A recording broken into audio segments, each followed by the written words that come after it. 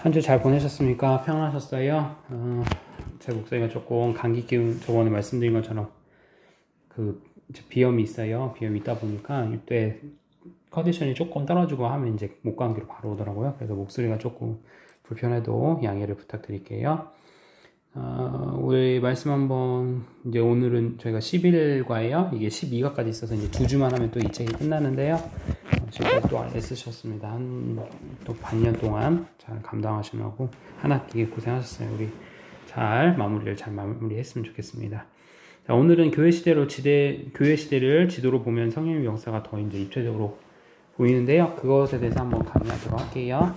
보시면 저희들은 이제 9장까지 해서 신약의 폭발시대에서 12시대를 이제 나눴어요. 그래서 신약은 27권으로 각각 되어 있고, 여기에서 이제 10과는 아까 했던 예수님의 지도, 예수님 시대의 그 지도를 보시는 개념이고요. 11과는 사도 바울의 그 선교 여행에 대한 지도라고 보시면 되세요. 오케이. 그래서 그렇게 이해를 하시면 되겠습니다. 그래서 우리는 이제 지도를 이제 볼 때 이제 8시대의 지리적 배경이 되는 한 장의 지도를 이제 보려고 하고요. 여기서 보면 우리들이 이미 살폈던 요 내용이죠. 4장과 10장과 11장. 이렇게. 그러니까 구약 지도, 그 다음에 신약의 지도를 보시면 되겠다는 거죠. 그래서 이 지도 내용을 여러분들이 잘 숙지하셔야 된다. 그 얘기를 드리는 거예요. 자, 그럼 이제 사도행전의 서신서의 내용들, 사도행전의 사도 바울의 이제 선교여행, 전에 말씀드린 것처럼 보통 우리가 3차로 볼 수 있는데, 로마로 잡혀간 거를 따지면 4차, 그 다음에 로마에서 투옥됐다가 다시 풀려난다고 했잖아요. 그래서 그가 원했던 이제 로마는 수건을 사업을 했고, 이제 두 번째로 가고 싶었던 수건 사업이 이제 스페인 서머나라고 했잖아요. 거기를 그때 놓였을 때 갔다 왔다면 이제 5차, 그렇게 전도 여행이 있었다, 선교 여행이 있었다, 그 내용을 보시면 되겠어요. 그래서 다음 내용의 사건들을 보면서 신약시대의 주요 사건들이 발생한 장소이다. 이 장소들은 어디요? 당연히 지중해죠. 지도 아는 것처럼 지중해를 끼고 유럽과 이스라엘 다 그렇게 연결되어 있잖아요. 그래서 그것들을 보면 되겠습니다. 자, 그래서 이탈리아와 그리스 사이의 지중해만을 아드리아해라고 한다. 이 아드리아의 동쪽 바로 옆에 있는 말을 에게라고 하고요. 장어처럼 생긴 이탈리아 반도 바로 오른편의 지중해를 향해서 남쪽으로 돌출한 갑 모양이 마게도냐, 아가야, 그리스이다. 이렇게 이제 글자로 보면 이해를 안 되시는데요. 이제 지도를 이제 다음 페이지로 가시면 지도가 나와요. 그래서 그 지도를 보시면 이해가 됐어요. 그리고 여기서 또 중요한 게 뭐냐면 중앙에는 중앙아시아가 위치해 있다. 이렇게 되어 있다는 거예요. 우리가 중동이라고 하잖아요. 중동아시아고, 그러니까 이스라엘은 조금부터 제가 말씀드렸지만 이스라엘은 유럽이 아니잖아요. 중동아시아잖아요. 그런 쪽이. 중동아시아고 그 위쪽이 어떻게 해요? 그 위쪽이 중앙아시아. 갈라디아 지방. 갈라디아서 설명 저번에 드렸죠. 갈라디아서는 갈라다 도시가 아니라 뭐라고 했죠? 지방. 우리로 따지면 경기도 그 개념. 경기도에 있는 여러 교회들이 보낸 편지가 갈라디아의 서이다. 그것처럼 그 중앙아시아가 어디냐면 바로 갈라디아 지방입니다. 그렇게 되는 겁니다. 그래서 이제 수리아 안디옥이 이스라엘과 가까운 데 있고, 그 다음에 중앙아시아 이 갈라디아 지방이 있는 게 비시디아 안디옥.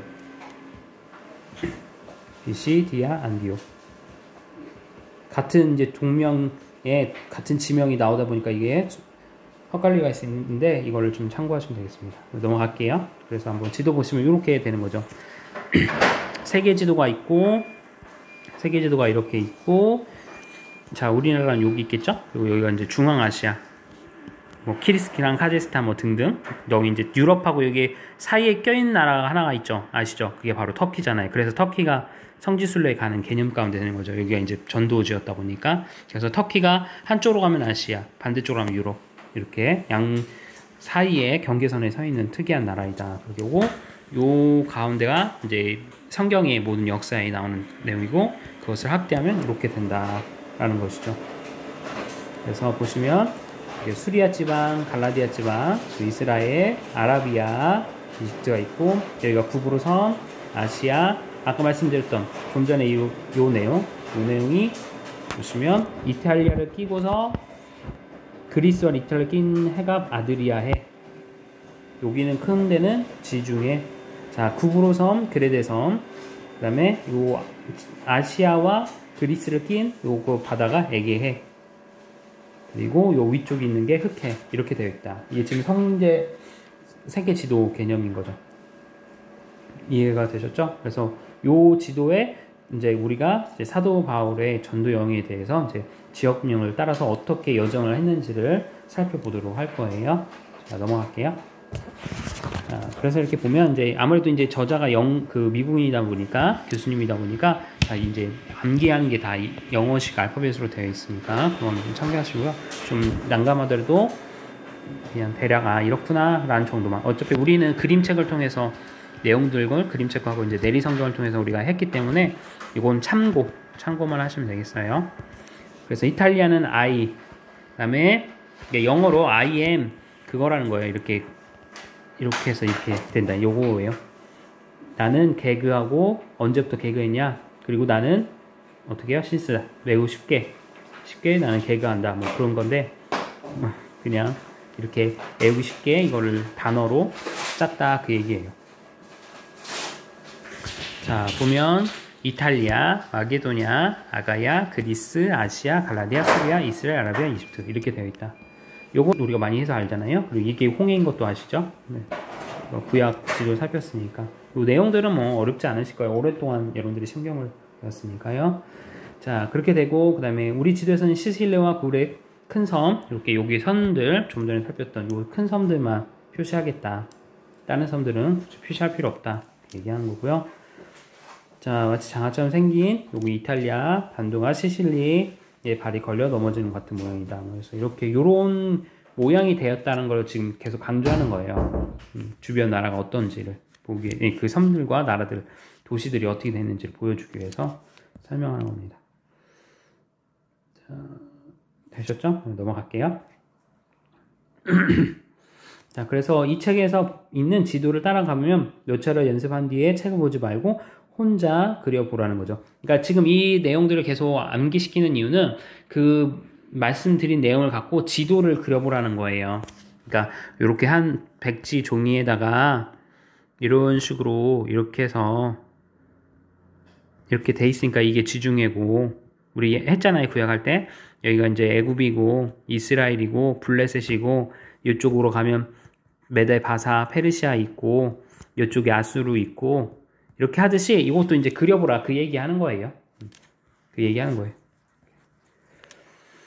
그래서 사람들이 충분히 이 내용들을 숙지하면 그릴 수 있다. 그래서 보면 S형으로 그리고 S자로 이렇게 따라서 한번 그려보고요. 그 다음에 2번이 뭐예요? 여기 S자, 여기 3번 C자, 그 다음에 섬 이렇게 세 개, 그리고 장화를 이렇게 해서 그려봐라 그 얘기입니다. 그러면 이게 그 성경에 나오는 모든 그 지역이 포함된 지도이다 그 얘기하는 겁니다. 그래서 이거는 뭐 이런 식으로 한다. 국자 모양이다, 땅콩 모양이다, 뭐 그런 건데요. 일자 모양이다. 한번 볼게요. I, C, 땅콩, 국자, 요 네 가지 모양의 지도를 이제 살펴볼 거예요. 교회 이제 신약부터 시작해서, 자, 신약의 5번째 시대는 교회의 형성 시대. 우리 이거 또 시대 앞에 거 살펴봤죠? 8시대 예수님 때부터 해갖고 그거 내용 거니까 보시면 되고요. 그래서 교회의 형성 시대는 뭐예요? 1. 그러니까 예루살렘 교회에서 베드로가 2번 설교해서 한 번 5,000명, 한 명 3,000명이 돌아오잖아요. 그리고 확산이 돼서 그들이 뿔뿔이 다시 디아스포라, 흩어지는 유대인, 각각 세계 나라로 다시 흩어지죠. 그런 가운데 교회가 어디요? 이 이방인 최초의 이방인 교회가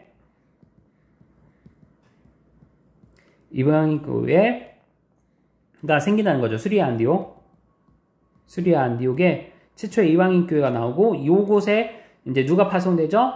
당시에는 바나바와 누구예요? 사울이 파송된다. 이게 사도행전 13장 내용이잖아요.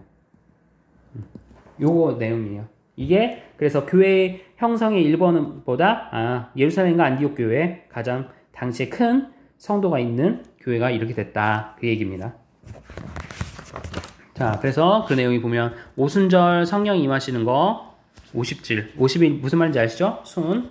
그 다음에 50일. 그 다음에 보혜사 성령님께서 강림하셨고, 방금 설명드렸던 내용들, 복음을 증거했고, 그 내용 가운데 어떻게 되죠? 이제 수리아라는 지역에 이방인들에게도 복음이 증거돼서 그곳에 그리스도인들이 많이 생겨나게 했어요.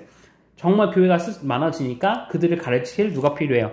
목회자가 필요한 거죠. 그래서 목회자 청빙을 어디에? 이스라엘 교회 예루살렘에 요청을 했고, 예루살렘에서는 누구? 방금 말씀드렸던 그 바나바와 사울을 파송하게 된 겁니다.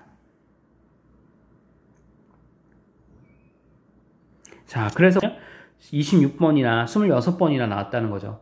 그러니까 교회가 그러니까 저는 이제 부흥을 숫자라는 표현을 쓰지 않아요. 이제 우리가 계속 부흥하면 교회의 건물이 커지고 교세가 확장되고 성도가 늘어나는 걸 부흥이라고 하는데, 성경에서는 사실 숫자에 나타나는 걸 부흥을 하지 않아요. 부흥이라고 하지 않고요. 부흥은 사실 주님의 말씀을 순종하고 더욱더 성경적인 그 원리대로 살아가는 성도들이 늘어나고, 그 성도들이 정말 하나님의 말씀을 생명보다도 귀하게 여기는 그런 삶의 가치가 늘어나는 풍토, 어떤 문화, 그것이 부흥이라고 볼 수 있는 거죠. 이 내용을 우리가 살핀 게 하박국의 말씀이잖아요. 하박국 선지자가 그래서 어떻게 해요? 수년에 부흥케 하옵소서 할 때 그 수년에 부흥케 하옵소서 그 문맥상을 보면 뭐라고 해요? 하나님의 말씀이 이루어지도록, 하나님의 말씀대로 뜻대로 이루어져서 나타나는 거잖아요. 하박국 선지자가 했던 내용들 기억하시죠? 하나님 왜 저 이방인들을 통하여서 이스라엘 백성들을 칩니까? 라고 하니까 하나님께서 내가 하고자 하는 뜻대로 돼서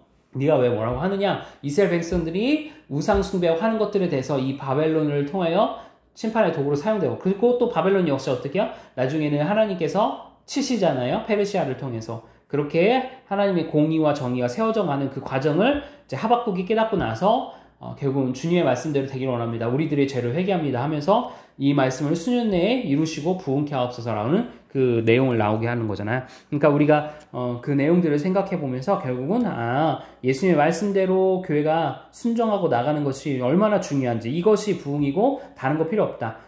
그러면 믿는 자의 수도 늘어나게 할 뿐이고, 뿐만 아니라 하나님께서 우리에게 영혼들을 맡겨주신다. 중요한 건 우리 부평 중앙교회가 여러분들이 알고 있는 것처럼 어떻게 해요? 말씀으로 거룩하고 경건하게 서 있어야 돼요. 그게 중요해요. 우리가 기도하고 예배에 사모하고 정말 이 시간마다 뜨겁게 기도하면서 하나님의 그 은혜를 간구하는 그 사모한 그 청결한 마음이 가난하여서 그리스도의 복음을 사모하고 마음이 청결해서 정말 순수함으로 하나님 나라의 확장을 기대하고 보는 그 마음이, 우리 신앙의 열정들이 우리 교회에 있다면 하나님께서 믿는 자들을 늘어나게 하신다는 거예요. 그게 사도행전의 계속 원리예요. 이 사도들은 어떤 우리 교회, 예루살렘 교회 크게 해야지, 그 개념이 아니었던 거예요. 그냥 목숨을 걸고 주님께서 명령하신 말씀. 마태복음 28장에 나오는 뭐예요? 여러분들 너무 잘 알고 있는 지상명이잖아요. 가르치고 지키고 행하도록, 그것들을 전하고 가르치고 행하도록 해라.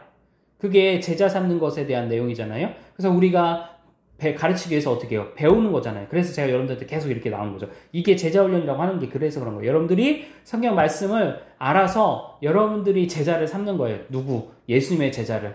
양육하는 거죠. 여러분들이 2년 정도 저랑 계속 배우고 했던 내용들을 갖고 계속 자신의 것으로 만들어서 하나님의 말씀을 통해서 내가 지식의 머리를 키우기 위해서가 아니라, 내가 성경 말씀 잘한다는 것이 아니라 하나님의 말씀, 이 오묘한 말씀을 계속 묵상하고 나의 삶 가운데서 그 말씀대로 씨름하고 해서 깨달아지는 그 신앙의 본과 모습과 그런 어떤 신앙의 경험들을 여러분들이 계속 우리 새로 오는 성도들에게, 또는 여러분들이 전도하면서 그것들을 증거하는 거죠.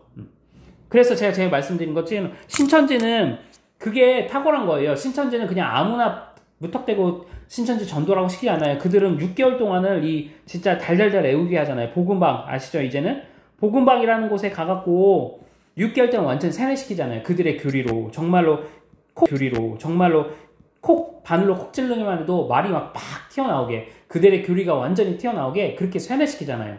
그런 철저하게 준비된 사람들로 하니까 복음은 아니지만, 정말 안타깝게도 복음은 아니지만 그렇게 교세가 늘어난 거잖아요. 하물며 이 거짓 교리를 갖고서도 그렇게 하는데, 참된 우리 하나님의 말씀에 대해서 여러분들이 정말로 깨어있고 하나님의 말씀이 여러분들 안에 풍성히 거한다고 한다면 생명의 말씀이 가만히 있겠냐고요. 이 사람들이, 사도들이 성령이 임하시고 하나님 예수님께 3년 동안 배웠던 그 말씀들이 성령의 임재와 함께 막 깨닫게 되니까, 불이 붙으니까 어떻게 해요? 베드로 같은 경우는 진짜 여러 번 감옥에, 사도 바울도 마찬가지로 정말 죽을 고백 여러 번 넘겨온에도 불구하고 어떻게 해요? 사도 바울의 고백처럼 내 안에서 불이 불일 듯, 내가 이 복음을 전하지 아니하면 마음이 불일 듯 하여서 견딜 수 없다는 그 사도 바울의 고백처럼 우리가 전도하지 않냐고, 또 우리가 우리 연약한 자들, 또 우리 교회 새로운 새신자들을 하나님의 말씀을 양육하지 않으면, 여러분들이 속해 있는 목장과 목장에 있는 그 목원들에게 하나님의 말씀으로 신앙으로 건면하지 않냐면 이게 마음에서 불일 듯 일으키는 그 성령 하나님의 이끌으신 가운데 여러분들이 하나님의 말씀을 갖고 그들을 양육하고 기도하지 않으면 안 된다는 그거 같은 상태로 여러분들이 돼야 된다는 거죠. 제가 이제 여러분들 알고 있는 것처럼 막 아프고 힘들고 해도 이걸 하는 거예요. 왜? 이게 생명이고 우리 부평중학교를 살릴 수 있는 유일한 길이니까. 어떤 행사, 뭐 아무리 기도 100번 1000번 해도 소용없어요.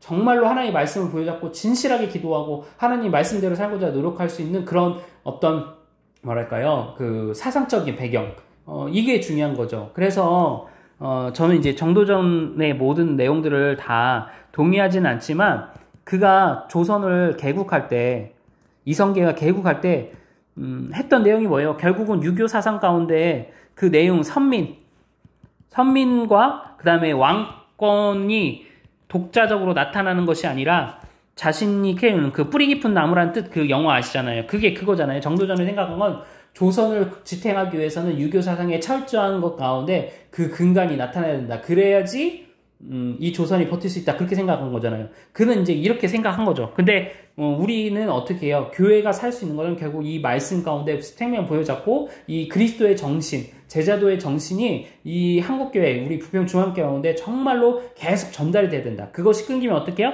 사사기 때처럼 여호와를 알지 못하는 그들의 후손들, 하나님의 말씀을 가르쳐 지키고 행하게 하라고 계속 십계명을 주시고 그들에게 그렇게 구차하게 여러 번에 걸쳐서 말을 했는데도 그 백성들이 어떻게 해요? 그걸 못하잖아요. 그랬다가 지금은 어떡합니까? 모세 오경을 철저하게 애우게 하잖아요. 쉐마 이스라엘 하면서, 들으라 이스라엘 하면서 그 말씀을 팔제다도 끼고 아이들로 하여금 어려서부터 계속 이야기해 하브나타 하면서 막 부모님들이 자식에게 이 말씀 왜 그러냐, 저 말씀을 하면 모세행을 철저히 외우면서 그 신앙의 결을 계속 지키게 하잖아요. 그것이 필요하다는 거예요. 그것에 저는 생명을 거는 거예요. 그래서 이 역할을 제가 가는 교회마다 계속 하는 것이죠. 이해되셨나요? 그래서 제가 이렇게 하는 겁니다. 왜? 이게 중요하니까요. 그 얘기를 하는 거죠. 그래서 그 내용들을 설명했고요.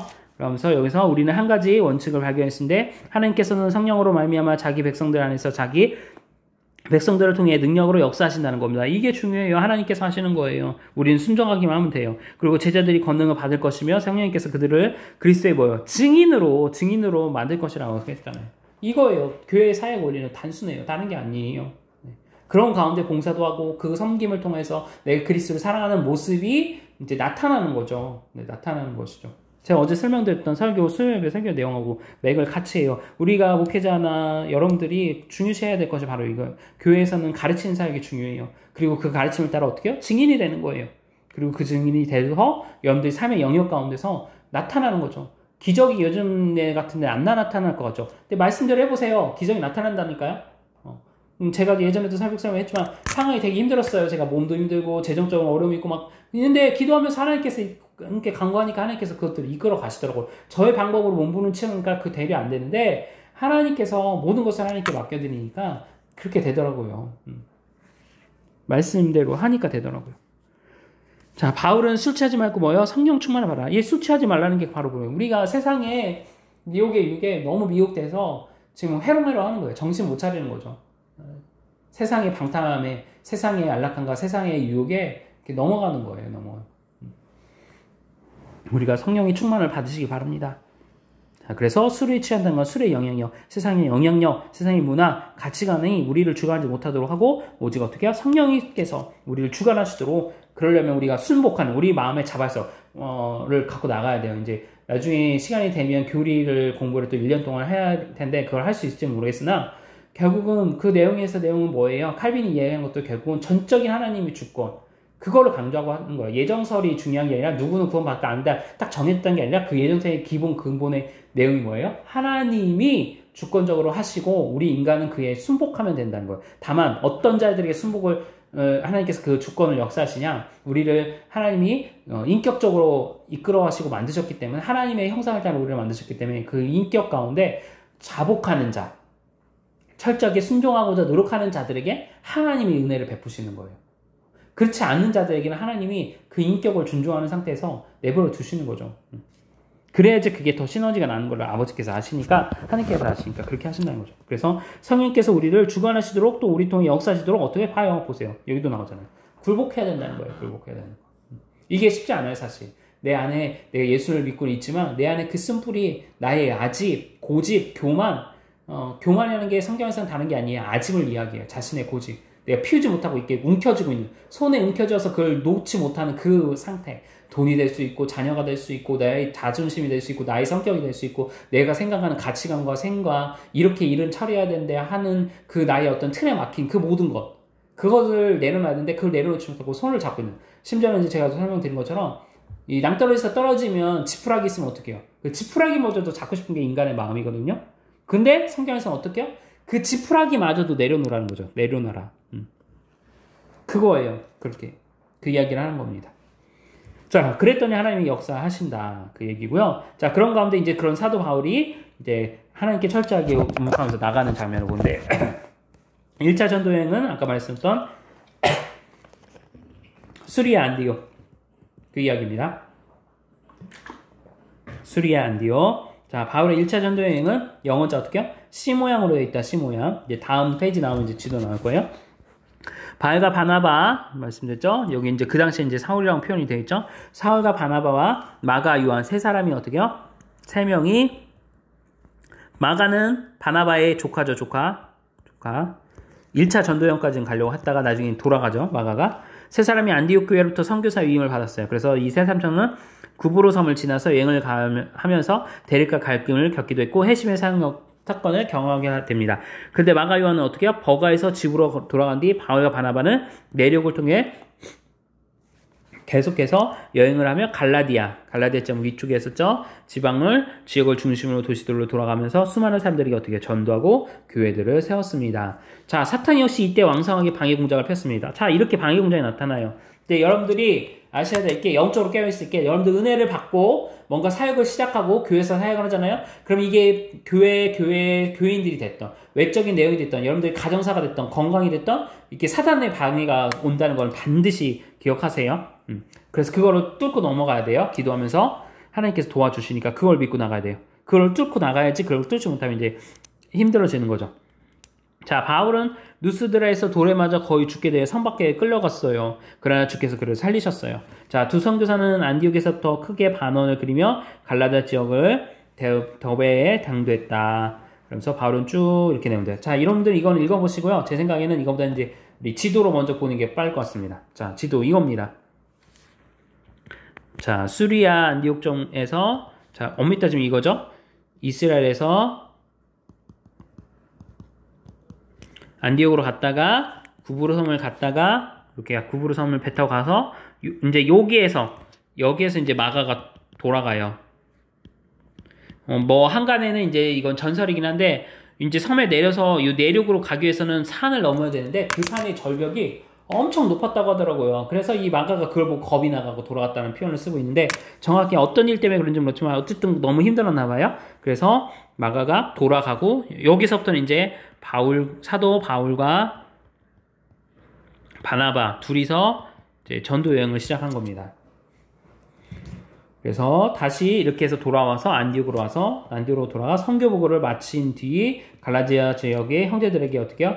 편지를 보내 그들을 위로하고 있음을 확신시키는 그 은혜에만 매달리라고 촉구했습니다. 왜냐하면 거짓 교사들이 갈라디아 성도들에게 하나님의 은혜의 율법과 행위를 통해서 구원을 받아야 된다는.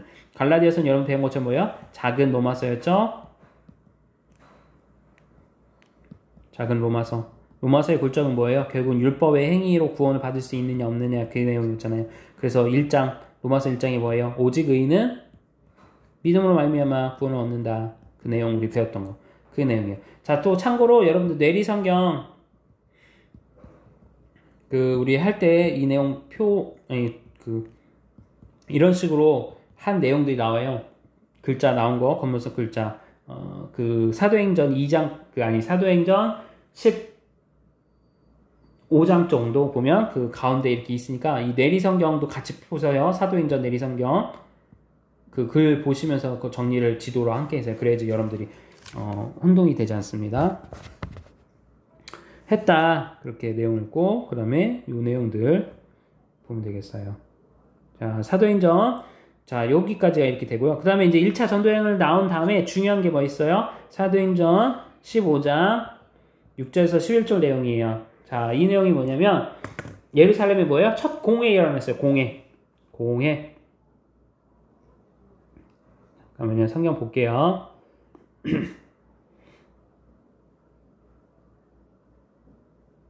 사도행전 15장. 자, 6절부터 시작하는데 이게 쉽게 말하면 노예, 총회, 제 최초의 총회가 이제 여기에서 나타났어요. 그래서 어떻게 해요? 무슨 얘기예요? 사도 바울과 바나바가 복음을 전하러 안디옥을 통해서 내륙을 두고 다 돌았더니 그리스도의 복음을 증거했더니 어떻게 해요? 그 전까지는 유대인들이 우리에게만 구원이 임한 줄 알았어요. 왜요? 지금 구약의 역사는 계속 자기네들 하나님 선민사상 가운데 계속 있었잖아요. 선민사상. 이게 아직까지도 이스라엘 백성들이 갖고 있는 거죠. 구원은 자기네들만 있다. 이방인들한테 구원이 없다라는 그 개념. 또 성령이 임하는데 그 성령이 어떻게 해요? 예수님께서는 자신들 유대인들에게만 주셨다고 생각을 했단 말이에요. 그런데 사도 바울이 복음을 증거하니까 어떻게 해요? 성령이 이방인들에게도 복음이 나타나죠. 그래서 여기서 교리를 하나 세운 게 뭐예요?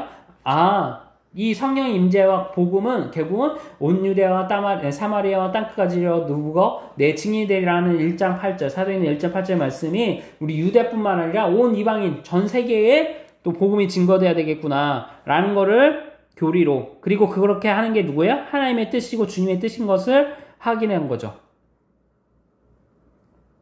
그거를 이제 딱 교회의 하나의 딱 몫을 박은 겁니다. 이렇게 해도 문제 없다. 이방인들도 복음 증거하고 이방인들에게도 성령이 임하는 것이 이단이 되는 게 아니라 그거 역시 하나님의 역사이다. 라는 거를 이렇게 내용을 하는 매우 중요한 내용이죠. 그러면서 멋멋은 하지 않도록 우리가 가르치자.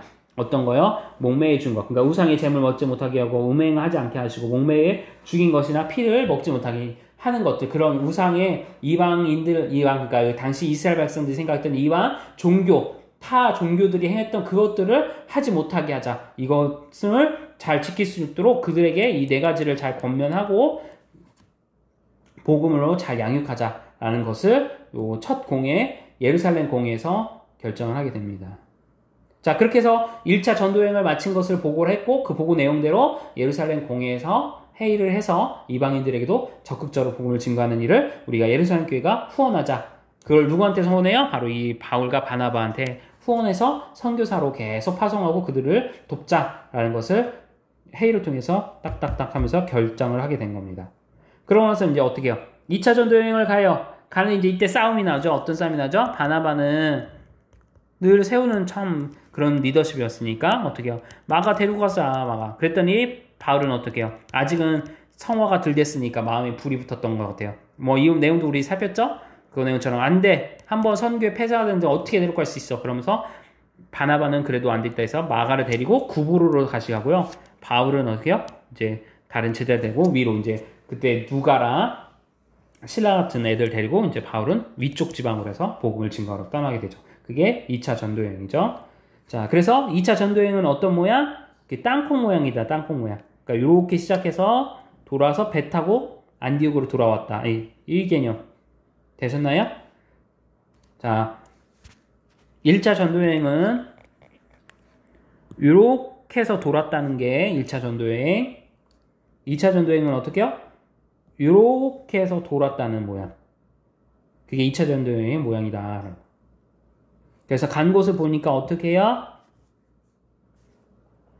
간 곳이 보니까 안디옥에서 출발해서 갈라디아, 드로아, 에베소, 빌립보, 마게도니아, 아기야, 데살로니가 이렇게 고린도 이런 식으로 있구나 라고 보시면 되겠죠. 그래서 그 내리성경을 보시면 2차 전도여행은 안디옥에 출발해서 다소, 누스드라, 이고니온, 이제 안디옥, 비시디아 안디옥이겠죠. 비시디아 안디옥, 그 다음에 드로아, 빌립보, 데살로니가, 베레아, 아테네, 아덴, 고린도, 갱그리아, 에베소, 밀레도, 그 다음에 다시 가이사랴, 빌립보 요 정도 있잖아요. 여기로 다시 왔구나. 이게 2차 전도 여행이구나 라는 걸 볼 수 있죠. 이게 어디예요? 사도행전 몇 장부터? 16장부터. 1차는 13장부터 15장. 기억나시죠? 자, 16장부터 시작해서 전도여행이 시작된다. 언제까지? 사도행전 18장까지가 2차 전도여행. 이렇게 됐다는 거죠. 자, 그래서 보시면 신약의 7번째 시대는 바울의 2차 전도여행이다. 이번 여행이 포괄하는 지역은 땅콩 모양으로 되어 있다. 바울과 디모데와 실라와 수리아는 안디옥을 떠나, 자, 보세요. 3명. 디모데, 실라, 안디옥. 예, 이제 수리아 안디옥을 떠났고요. 육로로 갈라디아. 여기 이제 누가도 빠졌어요. 누가는 항상 등장하죠. 아시죠? 사도 바울의 주치의잖아요. 사도행전을 지은 저자이기도 하고. 누가를 기억하시고요. 자, 그래서 이제 육로를 따라 갈라디아, 육로. 말씀드린 대로. 갈라디아에 도착해서 그곳의 성도들을 격려했고, 근데 성령님께서 어떻게 해요? 북이나 남은 거는 것을. 이거 기억나시죠? 꿈에 사도 바울은 이렇게 해서 중앙 아시아를 가기로 원했어요. 아시아. 사도 바울은 아시아로 가기로 원했지만 어떻게 해요? 성령님께서는 여기 유럽으로 가기를 원하셨던 거죠. 유럽. 그래서 요 갈라디아 지방만 복음을 증거하고 유럽으로 사도 바울이 어떻게 해요? 가는 장면. 이게 그 얘기예요. 한 번 정도 들어보셨죠? 그래서 뭐 한간에는 그때 사도 바울이 아시아로 왔었으면 지금 중국과 우리 대한민국이 어떻게 바뀌었을지 모른다. 그 얘기가 그 얘기인 거죠. 자, 그래서 이렇게 해서 유럽으로 떠나기를 힘썼고 환상을 보고 빌립보 데살로니가 에베소 교회를 향해서 나타나면서 교회를 세웠다. 그 얘기입니다. 자, 바울은 고린도에서 몇 년? 1년 6개월 동안 머물며 사람들에게 하나님의 말씀을 가르치며 제자들을 삼았죠. 자, 이 시기에 나왔던 사람이 누구예요? 브리스길라, 아굴라 부부. 그들을 만나게 된 거죠. 정말 귀한 동역자들을 만났죠. 그래서 그들을 또 잘 양육해서 제자로 삼고 사도 바울이 또 그들이 그 나름대로 그곳에 있으면서 계속 복음을 증거하면서 교회를 세우죠. 그리고 다시 동로와 안디옥으로 돌아왔다. 바울은 이번 여행을 대부분 어디요? 마게도냐와 아가야, 그리스에서 보냈다. 이렇게 세 지역에서 보냈다. 지방에서. 자, 그래서 아가야의 첫 근자인 A를 나타내는 어페얼린과 야탐이라는 단어를 연상할 수 있다. 일부의 신자들은 바울의 두 번째 전도여행을 그의 두 번째 쭉 있다. 그렇게 보시면 될 거예요. 자, 이제 이 내용은 이미 다 아시죠? 그래서 여러분 설명했으니까 이렇게 하면서 다시 나타남을 강조했고 편지에서 두 통의 편지를 데살로니가에 전했다. 자, 그리고 이 내용을 또 추가로 우리 생각해야 될 게 이걸 이제 지도로 우리가 보지만 시대적 연별로 볼 경우 우리 저번 주에 살폈던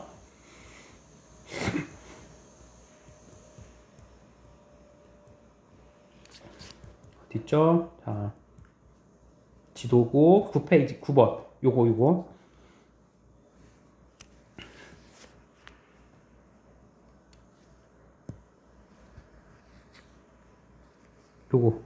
요거 요 표 몇 페이지냐면 157페이지. 요 157페이지에 있는 요거 잘 기억하시면 되겠어요. 같이 보시면 되겠어요. 1차 전도에서 갔다 와서 갈라디아서 야고보서 쓰고 2차에서는 데스갈 전서. 자, 살전이 방금 이 내용 뭔지 아시죠? 살전 내용이 여러분들 재림과 관련된 그 지도 그림책 기억나시죠? 이렇게 교회 있고 나팔 부는 장면. 요거잖아요. 살전. 대나무 그림 있고 데살로니가죠. 그래서 2차 때 데살로니가 전후서 썼고 그러면 재림에 대한 내용이니까 그 내용이 이거구나. 지금 그 얘기하는 겁니다.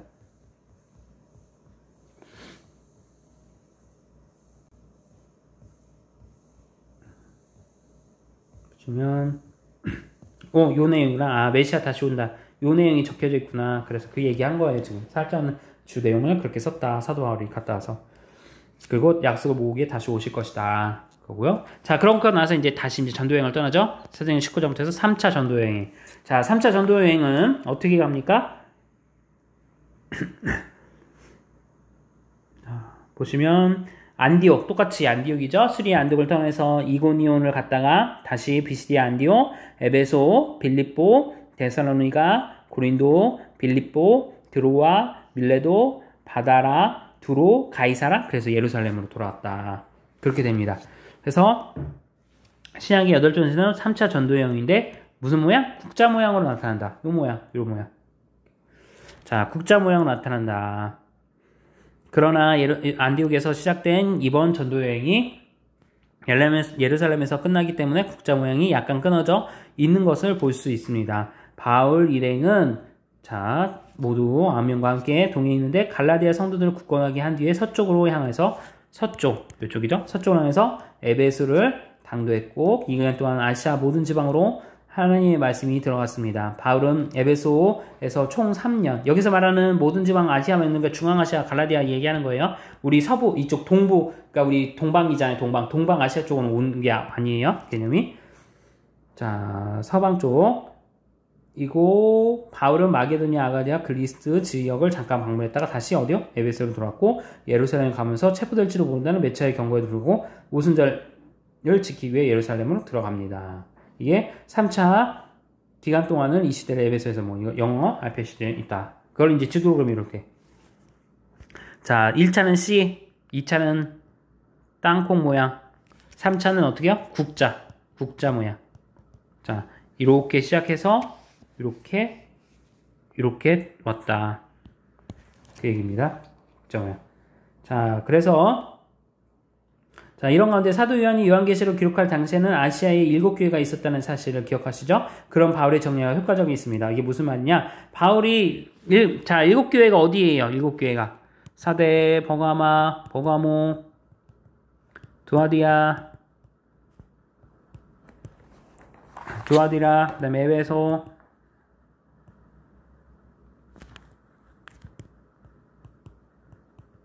서머나, 빌라델비아, 하나, 둘, 셋, 넷, 다섯, 여섯. 그 다음에 하나가 어딥니까? 뭐죠? 아이고, 생각 안 나네. 라오디게야. 이렇게 7개였잖아요? 자, 이 복음을 증거할 때는 교회가 많지 않았단 말이에요. 에베소가 나오게 되고, 이렇게 보시면 이제 교회 우리 지역 이름들 보면 많지가 않은데 어떻게요? 이 교회들 에베소 중심으로 해서 복음을 증거로 막 나타나서 이렇게 복음이 증거돼서 교회들이 어떻게요? 사도행이 계시록 할 때는 7교회로 이렇게 나타났다. 그 얘기죠. 이게 확장됐다. 그러니까 그 결국은 디모데서 이제 이거죠. 제가 계속 얘기하는 거잖아요. 그리스도는 바울은 또 디모데를 제자로 자기 영적 아들을 세우고 디모데는 또 총선대 있고 계속 새겨서 이렇게 모양으로 다단계죠. 뭐 어떻게 보면 다단계 이렇게 확장돼서 교회들이 커졌다. 그 얘기입니다. 자, 디모데가 또 에베소 교회의 또 담임이었잖아요. 그렇게 되는 거죠. 그래서 그 6교회들은 에베소 중심으로 반월을 그리며 모여들었다. 그 얘기입니다. 네. 7교회는 에베소 교회를 제외한 6교회를 바울이 지적함했다는 기록은 없지만 그 6교회들은 에베소를 중심으로 반원을 그리면서 모여 있었고 에베소 교인들이 하나님의 말씀을 전달에 열심을 내었다. 전한 것으로 생각한다. 이 학자분은 이 교수님은 그렇게 생각한다는 거죠. 네. 많은 분들이 또 그렇게 생각하고 있고요. 자, 그래서 아시아 7교회를 보면 이렇게 돼 있다라는 거. 여러분들 이제 말은 많이 들어봤지만 지역으로는 이렇게 지도 보기는 참 처음이신 분들도 많을 것 같아요. 아시아라고 하면 여기 중앙아시아라는 표현이고 갈라디아 지방이잖아요. 그래서 라오디아, 빌라베아 이렇게 두아세온 성은 이렇게 있었다. 그래서 에베소 중심으로 해서 이렇게 확장되면서 복음이 증거되어서 교회들을 세우고 사도 바울처럼 그렇게 했다라고 보이는 겁니다. 자, 이제 4차 전도행을 이제 로마 이제 붙잡혔잖아요. 붙잡혀서 이제 로마로 사도 바울이 가는 거죠. 왜? 사도 바울에게 나타난 내용 중에 뭐예요? 너가 하나님께서 말씀하신 사도 바울에게 주신 사명 중에 하나가 너가 왕들 앞에서 복음을 증거해야 할 것이다. 그 얘기죠. 그러니까 로마 가서 복음을 증거해서 로마가 나중에 어떻게 됩니까? 중세시대에 안 좋은 일도 있었지만 결국은 기독교 공인이 되고 유럽이 복음화되는데 역할을 하는 거죠. 그래서 신학의 9번째 시대는 4차 전도여행이다. 로마로 가는 여정을 그리고 있습니다. 그래서 쭉 내용 읽어보시면 바울이 예루살렘 성전에 올라갔을 때는 아시아에서 온 유대인들이 급히 달려와 성전에서 그를 끌어냈다. 이방인을 차별하지 않은 바울을 유대교에서 반동분자로 간주했기 때문이다. 그들은 바울을 구타하여 죽이라고 했습니다. 이 일로 군중들 사이에 약간 소요가 일어나자 그때 어떻게 로마 군대의 천부장이 작은 소란을 폭동으로 번질 것을 우려하여 병사들을 출동해서 바울을 긴급하게 체포하게 되게 된 것이죠. 이제 사도 바울이 복음 증거하다가 사도 바울을 죽이겠다고 막 사람들이 소란을 피우니까 사도 바울을 이렇게 보호하려고 로마 병사들이 하게 된 거죠. 그리고 그렇게 해서 잡히게 된 거죠. 그런데 그 당시의 내용 가운데 뭐예요? 변호하길 로마인은 사도 바울은 로마인이었잖아. 로마 시민권자잖아요.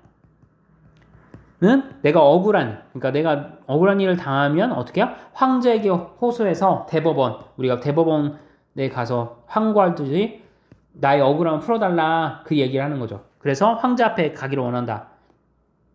근데 결론적으로 황제를 만나지를 못했어요. 2년 동안 기다리다 결국 황제를 만나지 못했고 대신에 그 당시에 다른 분봉왕들 아그리파 왕이 됐던 뭐 헤롯 왕이 됐던 다른 왕들한테 가서 또 많은 그 정치인들 로마의 주요 고위직에 있는 사람들한테 복음을 증거하는 장면들이 그 이후로 나오게 되죠.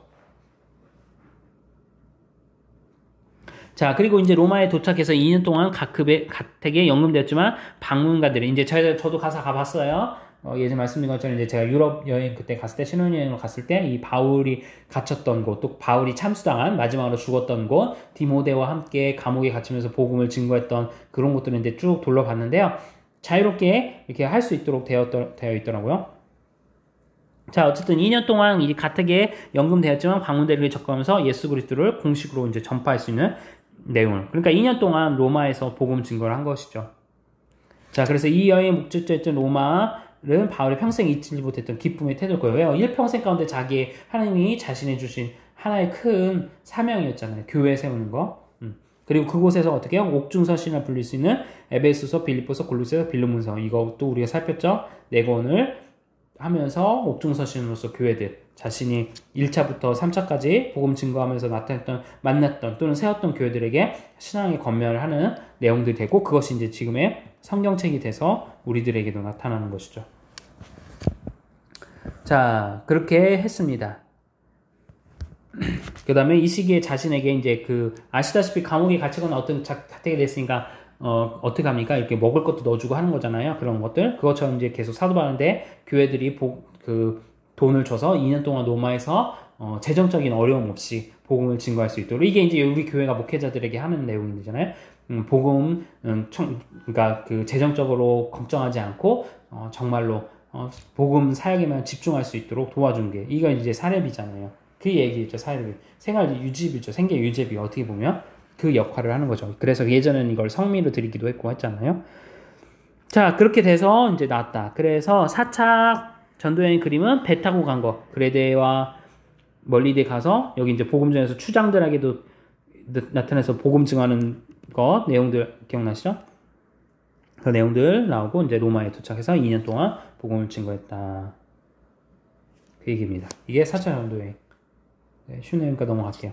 자, 이제 5차 전도여행. 그러고 나서 감옥에서 석방되어서 어디요? 아까 말했던 스페인. 걔 정도여행을 갔다 도시에 돌아왔을 것은 이제 추측이에요. 추측. 왜? 사도행전에서는 아까 로마로 가서 2년 동안 잡혀있는 요 장면까지만 기록이 28장에 나오다 보니까 나머지 내용은 추측을 하고 역사적 기록, 그러니까 성경 외에 세계사 기록을 통해서 이제 추측을 할 수밖에 없거든요. 직접 사도 바울이 쓴 게 없으니까. 그래서 그 내용을 추측해 봤더니 2년 있고 풀려났어요. 그리고 풀려난 다음에 사도가 바울이 두 번째로 가고 싶었던 게 스페인이었거든요. 그래서 이제 왜냐면 서신서에 사도 바울이 서버나를 내가 가고 싶다. 서번학교에 서번학교니까 서번을 내가 가고자 원한다. 막 그렇게 간절함이 있었던 내용들이 서신서에 나오다 보니까 사도 바울이 스페인이 가서 복음을 증거하기도 왔겠구나 해서 이제 5차 전도여행을 이렇게 생각하고 있는 겁니다. 자, 그 내용이에요. 그래서 서번화를 한번 보시면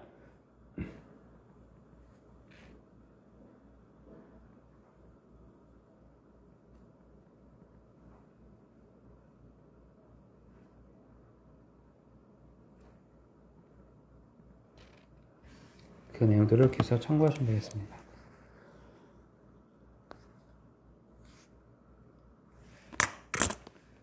그래서 이제 그 내용을 이제 보면 사도 바울이 다녔던 요렇게 이제 지도죠, 당시에. 그리고 그거를 1차 전도연의 C, 2차는 이렇게 땅콩 모양, 3차는 국자, 4차는 이렇게 해서 갔다. 그래서 보시면 되겠어요. 그래서 요 내용들만 여러분들이 기억하시고, 지역 명칭을 여러분들 다 외우기가 힘드시니까 이런 식으로만 갔구나. 그리고 중요한 그 지역들 대략 뭐 구브로섬, 그레데, 뭐 마게도냐, 빌립보, 여기는 이렇게 빌립보, 이렇게 주요 교회들이 대략 어디 있었구나. 그 정도만 아시면 되겠어요. 그렇게 하시면 내용들을 보시면 되겠습니다.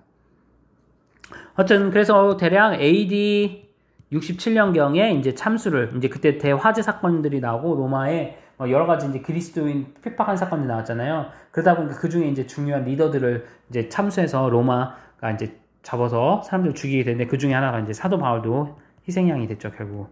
네. 정치적인 희생양이 된 거죠.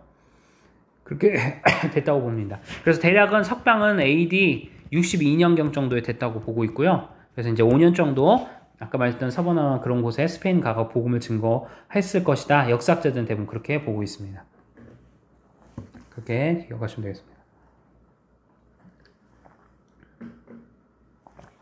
그래서 이 내용들, 대략 큰 지역 나오는 7교회들, 그 내용들이 어떻게 나오나 그 정도만 보시면 되겠어요. 그래서 지역별로, 지도별로 보면 이렇게 내용들이 서신서죠. 이렇게 되어 있다. 그래서 요 내용들과 함께 아가야는 되어 있다. 그래서 요 내용들과 함께 아가야는 유다서, 그리스에서 고린도 전후서, 그레데에서 디도서, 반모섬에서 요한계시록, 이탈리아에서 로마서, 히브리서가 써있을 거로 생각하고, 마게도니아에서 빌립보서, 데살로니가 전후서, 아시아에서 이렇게 5교회, 6개인가 5개 맞죠? 에베소, 골로새, 디모데 전후서, 빌립보서, 요한 1, 2, 3서. 그 다음에 본도에서 야고보서, 베드로 전후서, 갈라디아에서 갈라디아와 본도, 베드로 후서 전후서가 됐을 것이라 보는 거죠. 그러니까 이게 정확하지 않으니까 이렇게 두 군데에서 내용을 보실 것이다 보는 겁니다. 자, 그래서 세례는 전도 과정에서 일부로서 세례받는 사람들을 인도하여 예수 그리스도께 헌신하는 것이면, 그 사람이 예수 그리스도를 자기 인생의 구주로 주인과 영접했다는 것은 그 사람을 하여금 직접 어떻게 확용하는 외적 구원에 대한 외적 표징이죠. 자, 그 다음에 가르침은 교회 과정의 교화 과정에서 일부 신앙자들이 그리스도의 몸된 교회 안에서 바로 서도록 도와 그들이 다시 생을 제자로 삼도록 하는 것, 이것이 중요하다. 너희는 가르쳐 지켜 본바로 행하도록 그렇게라. 그리고 전도 교육은 사도들의 이래로 계속 교회가 있다. 이 세 가지가 우리가 이제 지켜야 할 내용이다. 그렇게 써보시면 됩니다. 자, 뭐 이런 내용들이 있었다. 그래서 보시면 되고요. 자, 이제 신약의 종교. 자, 그런 가운데 요한은 마지막 어떻게 해요? 불모대에서 후기 사도시대, 마지막 시대이죠. 결국은 제자인 저자 요한계시록을 쓰게 되면서 성경이 마무리를 하게 된다라는 겁니다. 그래서 사도 요한이 기록한 요한 1, 2, 3, 4와 요한계시록이 이 편지들이고, 요한계시록은 역사의 종국에 대해서 말한다. 역사의 종국은 곧 끝난다. 히스토리 이제 뭐 이렇게 마무리라는 뜻인데요. 이렇게 그리스도가 어떻게 오신다는 뜻이다. 예수님 오시면 끝나는 거죠, 사실. 그래서 바울 이렇게 총 결산 199페이지 한번 보시면서 아까 내용들이죠. 요 지도 이렇게 보시면 되겠습니다. 그러니까 이 지역을 다 외우실 필요는 없어요. 아까도 말씀드린 것처럼 중요한 지역이 어디 대략 어디 있구나라는 것 정도만 염두를 알고 있어야지 성경책을 읽을 때 사도 바울이 다음 어디 가겠구나, 다음 어디 가겠구나 이렇게 보는 거죠. 그거를 좀 더 정확히 정리하기 이제 뇌리 성경에 순서대로 이렇게 되어 있는 거고, 이게 지도 이렇게 이런 식으로 갖거나 이렇게 갖거나 하는 거를 좀 여러분들이 기억을 하시면 좀 쉽게 여러분들이 서신서를 읽을 때, 사도행전을 읽을 때 많은 도움이 되겠죠. 자, 그러면서 이제 마무리 한번 해보겠습니다. 자, 성경을 한마디로 요약하면 그리스도가 될 것이다. 자, 그래서 신구약은 뭐예요? 결국은 예수 그리스도에 대한 내용이다. 이건 주기창 여러분들께서 이야기 드렸죠. 그래서 아는 내용 넘어가고, 그래서 구약의 초점은 오실 예수님. 그 다음에 어떻게 해요? 마태복음 복음서는 오신 예수님. 그 다음에 어떻게 해요? 다시 오실 예수님. 요거다. 그 얘기입니다. 그래서 구약의 십자가를 향해서 이렇게 점점 좁아지는 거죠. 십자가를 향해서. 그리고 다시 어떻게 해요? 복음이 확산을 되는 거죠. 확산. V자 이 모양. 이게 또 성경이다. 성경. 이렇게 이해를 해야 그 얘기입니다. 자, 인류가 하나님을 반복적으로 거역했음에도 불구하고 하나님께서는 아브라함을 택해 히브리 민족을 일으켰었다. 그래서 쭉 내용들을 이렇게 보시면 되겠고, 기간은 대략 2000년에서 1000년에서 쭉 이렇게 7시대 되는 것이다. 이제 신약 개념이죠. 신약 7시대.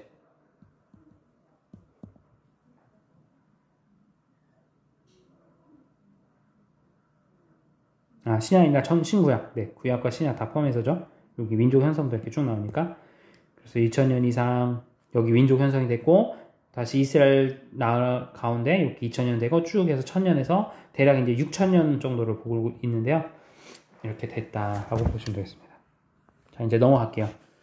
또 아는 내용들 이제 살필 거 이제 정리하는 거예요. 역사, 체험, 예언서가 성경의 큰 그 장르이다. 뭐 액션, 영화도 보면 액션이냐, 로맨스냐, 코미디냐 그것처럼 장르가 이렇게 세 개로 나눠져 있고, 하나님의 우주 통치, 히브리 민족을 통해 유다 민족을 가리이스 가면 마리아에서 예수 그리스도 나오고, 다시 유대인과 사마리아 땅끝까지 이르러 다시 복음이 증거돼서 우주적인 통치가 다시 이루어진다. 이렇게 이게 성경의 역사적 흐름이다. 보시는 거죠. 자, 하나님의 택한 민족인 지성소를 나타내고, 그리스도의 생애, 그 다음에 직접 열어주셨고, 그렇게 보시면 돼요. 자, 이 교회의 확장에 대해서는 사도행전 2장과 기술까지 이제 이미 살폈던 내용들을 다 하시면 이렇게 된다. 자, 이건 노래로 부른 신약 성경인데요. 뭐 이렇게 데이트한 거 이거는 그냥 참고하시면 되고요. 자, 그러고 어떻게 해요? 새하늘과 새 땅. 이 생겨난 오직 의로운 자들만이 그렇게 생겨날 것이다. 이게 새로운 새 땅, 이게 한자가 신천지잖아요. 이 좋은 말을 이단들한테 뺏겨갖고 그냥 안타까워요. 이게 신천지잖아요. 새로운 건 새 땅. 이렇게 될 것이다. 한번 보십니다.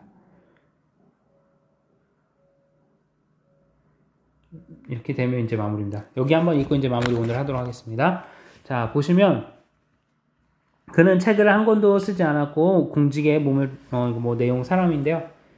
어떤 이명의 저자가 이제 이렇게 이 내용들을 썼다 하고 하는데, 결국은 뭐예요? 결국은 관통은 그리스도, 성경은 그리스도이다라는 요게 포인트죠. 모든 성경은 세상의 구세주께 초점을 맞추고 그분을 안다는 것이고 영생을 얻는 것이다 라는 거죠. 그래서 성경 공부하는 것도 결국 뭐예요? 예수님을 알아가는 것이다. 그래서 그거를 또 보니까 창세기는 예수님의 여인의 후손이다. 출애굽은 예수님의 희생의 어린 양이다. 이게 주제별로 이 내용. 이거는 여러분들이 좀 보시고 대대로 남기시면 좋을 것 같아요. 그러면 성경이 이렇게 해서 되는구나 하는 것들. 이거 한번 읽어볼게요. 중요하니까.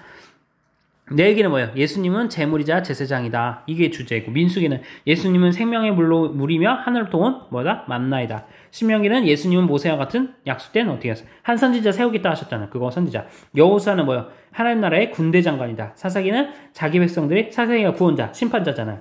룻기는 뭐예요? 우리 기업 물을 자. 룻기, 보아스. 사무엘과 열왕기 역대는 뭐예요? 예수님은 뭐예요? 유대인들의 왕, 우리의 영원하신 왕. 그 얘기고, 에스라는 예수님은 포로되었던 백성을 이끌어 가실 어떻게 지도자이다. 느헤미야는 뭐야? 성벽을 건축하는 자이다. 에스더는 예수님은 보이지 않지만 자기 백성을 어떻게 지켜 보호해 주시는 분이다. 예수님은 욥기에서는 인내하시면서 도와주시고 그 고통 가운데서도 결국 함께 하시는 분이다. 시편은 예수님은 찬양, 잠언 예수님은 지혜, 전도서는 해 아래 모든 것은 어떻게 해요? 예수님 외에는 어떤 것도 다 헛되고 헛되다. 아가서는 예수님은 심령을 갈망하면서 우리의 영원한 사랑이시다. 신랑, 신부 이야기죠. 이사에서 말라기서는 뭐예요? 예언서는 예수님은 장차 오실 왕, 하나님의 종, 인간의 아들, 하나님의 연주수 네 가지 성품을 가지신 분이다. 이게 그리스도잖아요. 그리스도. 결론은 왕이고 제사장이고 선지자이시다. 요 내용이 이 예언서 가운데 나오는 거죠. 그 다음에 신약은 뭐예요? 예수님은 약속된 뭐예요? 왕이다. 왕으로 오신 예수님. 마가복음은 종으로 오신 예수님. 누가복음은 참 인간으로 오신 예수님. 요한복음은 참 신으로 오신 예수님.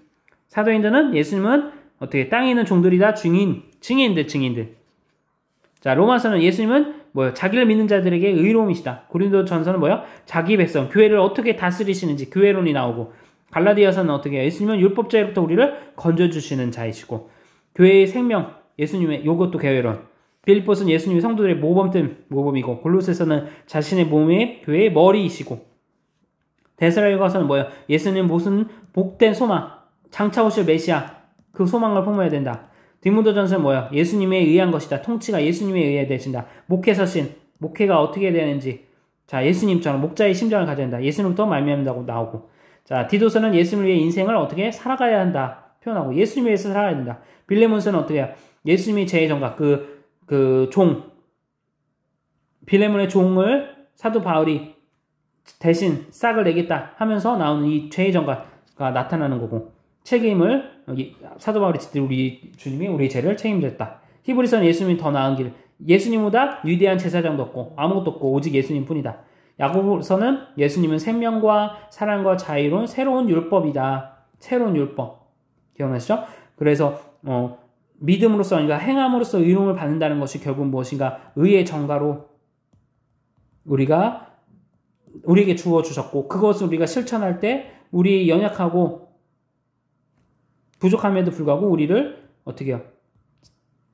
의로 여기셨다. 아브라함이 하나님 말씀을 듣고 순종할 때 의로 여기신 것처럼 그렇게 우리에게 의를 주시는 거. 의의 정가가 어떻게 나타나는지 야고보서에 나타나고 베드로 전서는 뭐야? 제사장, 나라, 하나님의 족속. 이게 출애굽기 19장의 내용이 신약에서는 베드로 전후서를 통해 나오는 거잖아요. 우리는 어떻게 해요? 거룩한 백성이고 하나님의 거룩한 백성, 제사장, 하나님의 소유된 나라이다. 그 이야기를 하는 거잖아요. 요한 1, 2, 3서는 뭐야? 우리의 빛과 생명, 사귐의 영혼의 대상, 예수님과 어떻게 교제하고 그분을 우리가 만났을 때 어떻게 해야 되는지를 나타나고 유다서는 뭐예요? 힘써 주장하고 믿음의 본체는 결국 뭐예요? 예수님이다. 요한계시는 그 장처칠 예수님의 충만한 영광을 기대하면서 우리가 인내하고 싸워나가자. 그 얘기입니다. 이게 66권의 성경에 대한 모든 내용이죠. 이것을 여러분들 머리와 가슴에 두면 이 말씀을 읽을 때마다 우리 예수님에 대해서 이런 표현을 창세기에서는 하고 있구나. 디모데 전에서는 이런 표현을 하고 있구나 하는 것을 배우게 되죠. 이게 매우 중요해요. 사실 이 책에 이 지금 신과 파노라마에 이게 하나의 결론입니다. 이게 끝입니다. 사실 이 내용을 이제 다음 마지막 시간에 이 12가를 통해서 이제 다시 한번 배우는 겁니다. 자, 이렇게입니다.